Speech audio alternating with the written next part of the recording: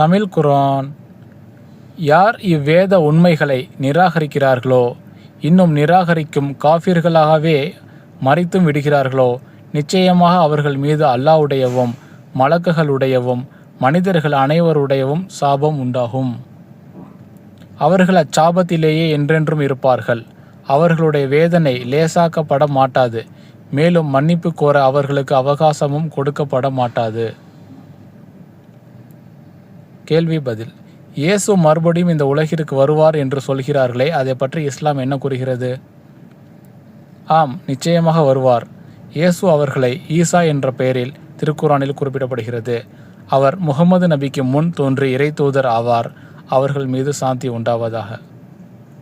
ஈசா நபி அவர்கள் கொல்லப்படவில்லை. இறைவனின் உத்தரவை கொண்டு ஈசா நபி வானத்திற்கு உயிருடன் உயர்த்தப்பட்டார். ஈசா நபி மீண்டும் இந்த உலகிற்கு வருவது உலக முடிவிற்கு முன் ஏற்படும் அடையாளங்களில் அதுவும் ஒன்றாகும். அவர் வானத்திற்கு உயர்த்தப்படும் போது என்ன வயதில் இருந்தாரோ அதே வயதில் மீண்டும் இந்த உலகத்திற்கு வருவார். மேலும் அவர் டமாஸ்கஸ் என்னும் நகரில் வந்து இறங்குவார்.